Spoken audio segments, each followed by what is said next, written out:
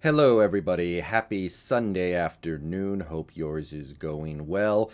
We've got another Seahawks video to get to today, but first, I don't know how many subscribers we have right now because I recorded this ahead of time, but shout out to all the subscribers. And special tip of the cap goes to the channel members, especially elite channel members, Y2KAJ, Brendon, Mikel, Scott, Todd, Hasher for MVP, VGK Tiger 75, Salacious, Crumb, Rye Guy, and Brendan Nelson's haircut. All right, we've made it to the end, guys. We have made it to the end. One more video of analyzing the contracts our upcoming free agents may get. And this one's going to actually be pretty simple. We'll be blowing through a collection of players who really don't have that much value at all in this NFL. For one reason or another, they're simply not that valuable, and odds are you're going to be able to keep them for the veteran minimum or a tiny bit more.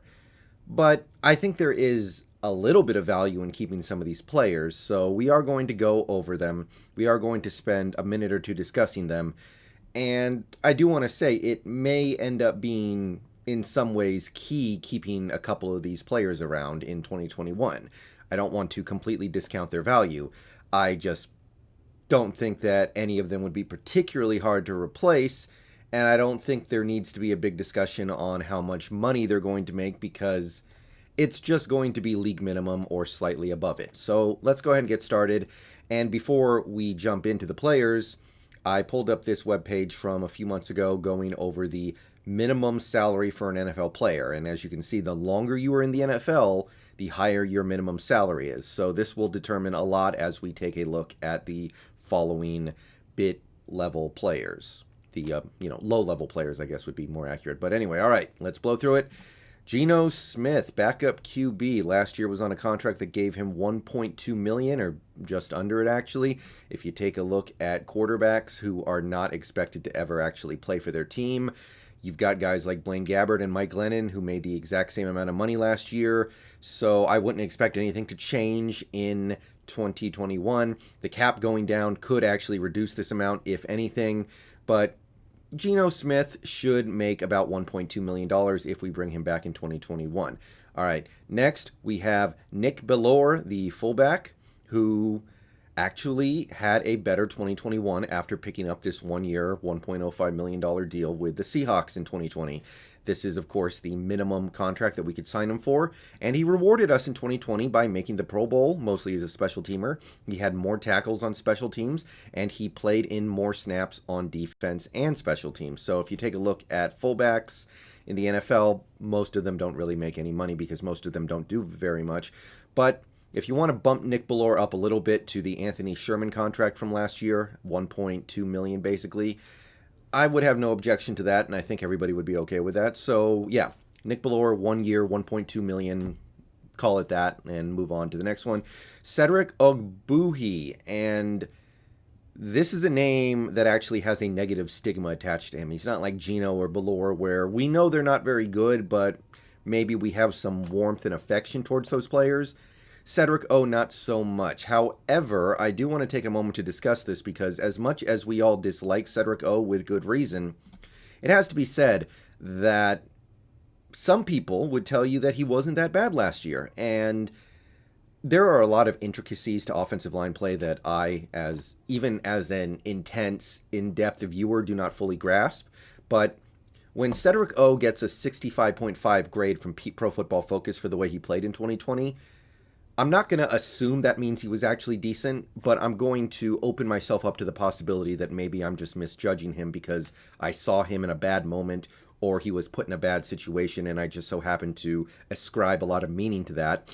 So he played almost 300 snaps in 2020 and 2 penalties sucks for only playing in 277 snaps, but 1 sack allowed is certainly workable and his PFF grade was quite manageable, so I don't want to completely discount the possibility of him sticking around in 2021. So if you take a look at right tackle salaries, take a look at Mike Remmers, 1 year, $1.2 million basically.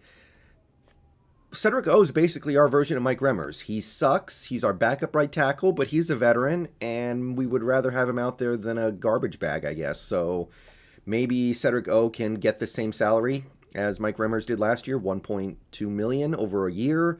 And he can come back as our backup on a reduced salary yet again.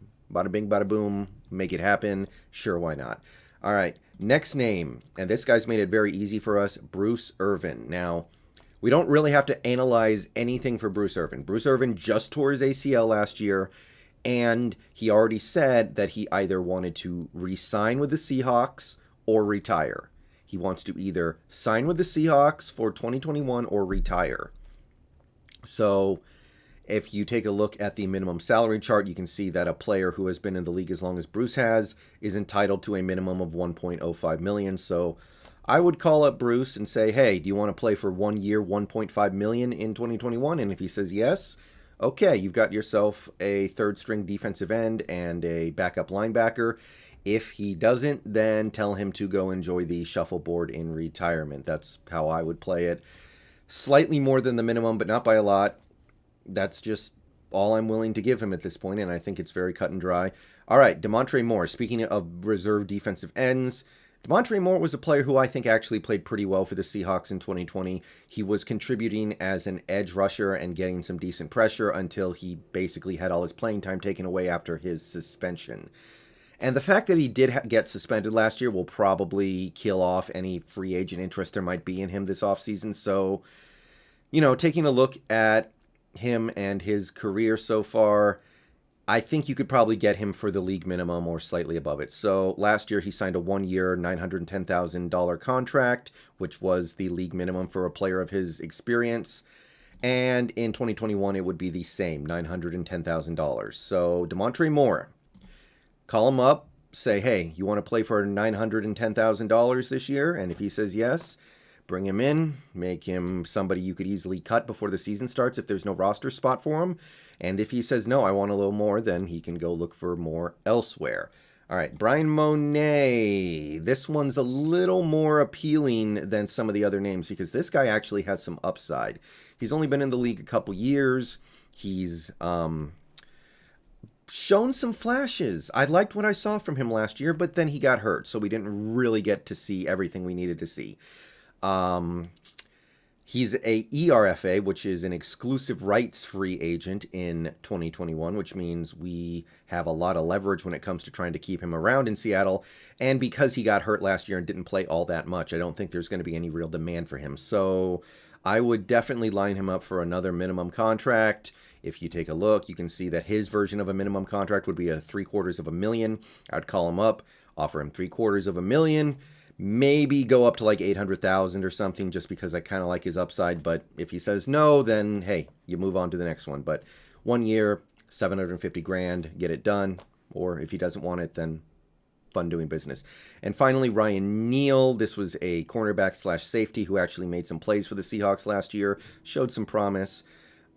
Gave people a lot of reason to believe that he might be one of those diamond in the rough defensive backs that Pete Carroll finds every now and then. And yeah, another exclusive rights free agent. So may as well keep him around. You've got a lot of leverage. Even though he had 2 interceptions last year, there should not be a huge demand for him in the free agency market. You should just be able to call him up, offer him 1 year, $750,000, maybe $800,000. And he should be pretty happy to take that and try to prove himself as a more full-time player in 2021. And yeah, that'll take us to the end of the interesting players for me. That's basically everybody who I think there's any interest in keeping around. We could go on and talk about guys like Nico Thorpe, but who cares? He was injured last year. He barely played, whatever. We could talk about guys like Shaquem Griffin, but whatever. So yeah, that's my take on the riffraff, the bottom level players.